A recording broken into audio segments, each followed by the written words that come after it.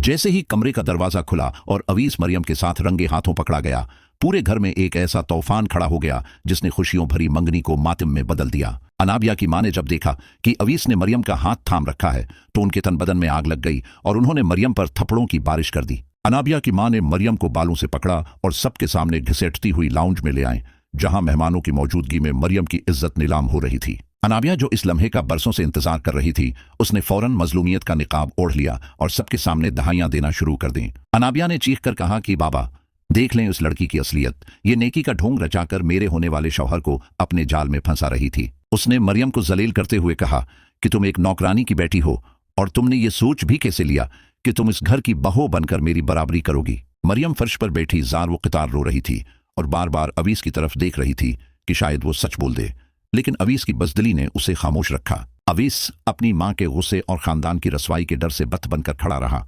जिसने मरियम के खिलाफ लगे इल्जामात पर मेहर लगा दी। अनाबिया ने मौका पाते ही अपनी मंगनी की अंगूठी उतारकर फेंक दी और ऐलान किया कि वो इस धोखेबाज अवीस से अब कभी शादी नहीं करेगी। अनाबिया का ये फैसला सुनकर शकील साहब के पैरों तले से जमीन निकल गई।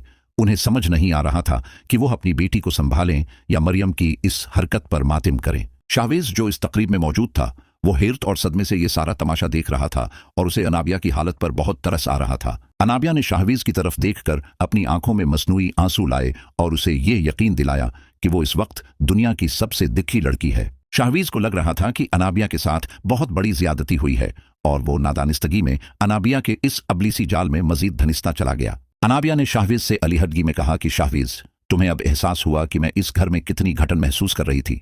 उसने कहा कि यहाँ हर कोई मुझे धोखा दे रहा है। पहले मरियम ने मेरी पीठ में छिरा घूंपा और अब अवीस ने मुझे सबके सामने रसवा कर दिया। शाहवीज ने अनाबिया को तसल्ली दी और कहा कि तुम परेशान ना हो, मैं तुम्हारे साथ हूं और मैं तुम्हें उस जहन्नम से निकाल कर ही दम लूंगा। इधर मरियम की मां, जो एक कोने में खड़ी कांप रही थी, वो अपनी बेटी की ये जिल्लत देखकर जीते जी मर गई और उसे अपनी गुर्बत पर रोना आने लगा। शकील साहब ने गुस्से में मरियम और उसकी मां को इसी वक्त घर से निकल जाने का हुक्म दे दिया, क्योंकि उनके लिए अब मरियम का चेहरा देखना भी मुहाल था। मरियम रोते हुए अपने बाबा साईं के पांव में गिरी कि मैं बेकसूर हूं, लेकिन इस वक्त सच्चाई की आवाज सुनने वाला वहां कोई नहीं था। अनाबिया की मां ने मरियम का सामान बाहर फेंक दिया और उसे धक्के देकर घर से निकाल दिया, जिससे अनाबिया का रास्ता मुकम्मल तौर पर साफ हो गया। अनाबिया अब शाहवीज के साथ अपनी नई जिंदगी के ख्वाब देख रही है और उसने शाहवीज को नम्रा के खिलाफ भी पूरी तरह तैयार कर लिया है। शाहवीज ने अब फैसला कर लिया है कि वो नम्रा से अपनी मंगनी तोड़ देगा, क्योंकि उसे लगता है कि अनाबिया ही उसकी सच्ची मोहब्बत है और उसे शाहवीज की जरूरत है। नम्रा को जब पता चलेगा कि उसकी बेहतरीन दोस्त अनाबिया ने उसका घर उजाड़ दिया है, तो वो पागलों की तरह अनाबिया के घर पहुंच जाएगी।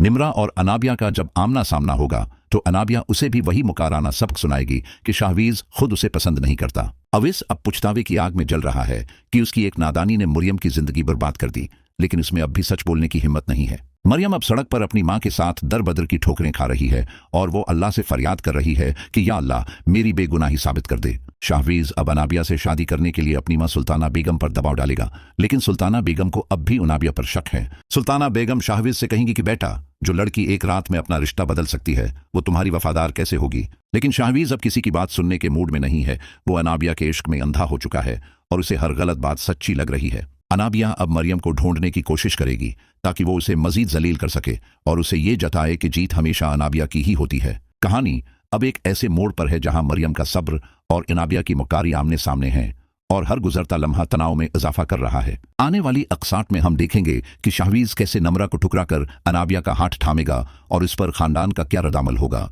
क्या शकील साहब को कभी अपनी बेटी की असलियत का पता चलेगा या वो हमेशा मरियम को ही गुनाहगार समझते रहेंगे। मरियम की जिंदगी में आने वाला ये अंधेरा क्या कभी खत्म होगा या वो हमेशा के लिए इस माशरे की नजरों में गर जाएगी। अनाबिया अब शाहवीज के घर में अपनी जगह बनाने के लिए सुल्ताना बेगम के खिलाफ भी साजिशें करने का मंसूबा बना रही है। वो चाहती है कि शाहवीज अपनी मां से अलग हो जाए ताकि वो उसकी दौलत पर अकेली राज कर सके और उसके लिए वो मरियम का नाम इस्तेमाल करेगी। कुदरत का इंसाफ अब शुरू होने वाला है और बहुत जल्द अनाबिया की हर चाल उल्टी पड़ने वाली है जब अवीस खुद सबके सामने सच अगल देगा। लेकिन क्या तब तक बहुत देर नहीं हो चुकी होगी?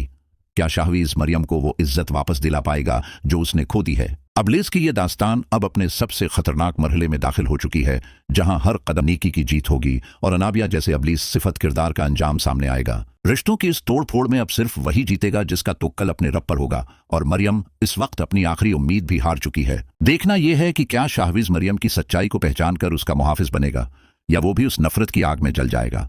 ये सब कुछ हमें अबलीस की आने वाली सनसनीखेज इकसात में देखने को मिलेगा, जहां हक और बातिल का आखिरी मार्का होगा।